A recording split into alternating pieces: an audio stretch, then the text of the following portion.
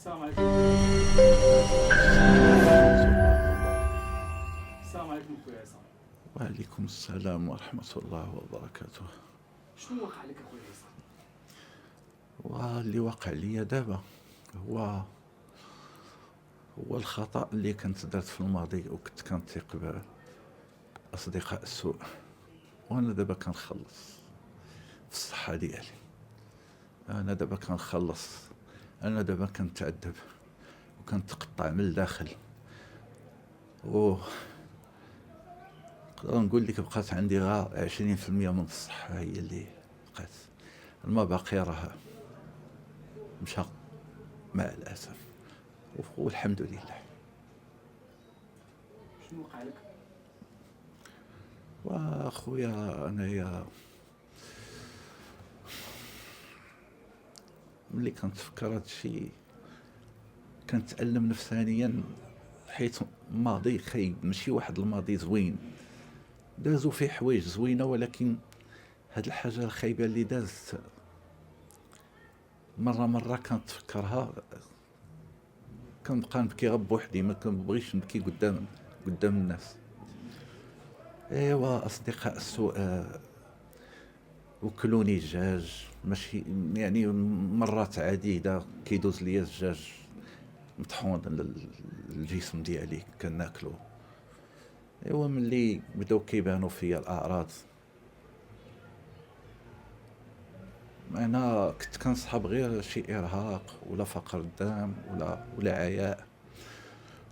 من 2004 ل 2009 بقيت كنشتغل، بقيت بخير على خير. هذا صافي ملي وصلت 2009 بدات كتدخل صافي دخلات، بديت كنزف. شرفكم الله. بديت كنزف من المخرج ديالي، كيبقى يدوز ليا الدم حتى كنغيب. كتجي الاسعاف كيديوني في حاله خطيره، كيركبوا ليا الدم، كنبقى تماك في السبيطار.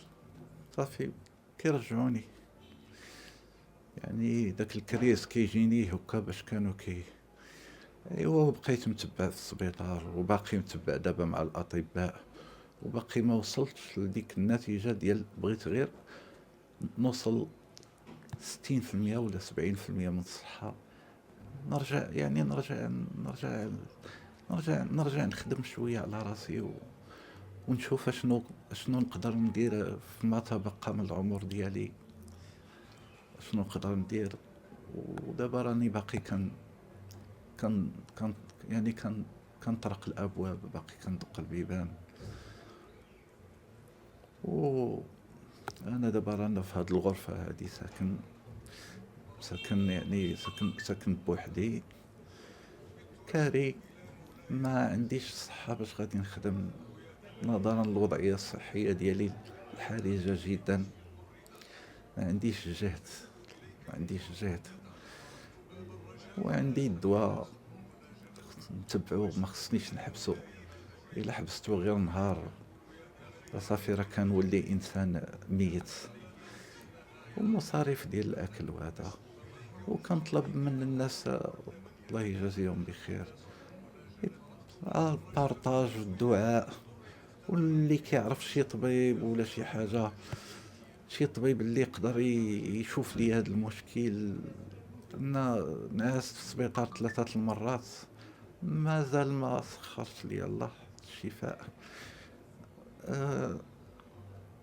و الا كان شي طبيب اللي في سبيل الله يعاونني في هذه الحاله هذه حتى نخرج منها باذن الله. شحال النمره ديالك؟ وعندي غير واحد، الى ممكن، الى الله يجازيكم بخير، الى شي واحد يقدر يتعاون معايا باش ندير ليا ريم ديال العضلات ديال الكرش، هو الوحيد اللي باقي ما درتوش. او الرقم الهاتف ديالي 06 41 05 80 41 وكنشكركم على القدوم ديالكم على الصحافة اللي جيتو حتى لعندي لهنايا.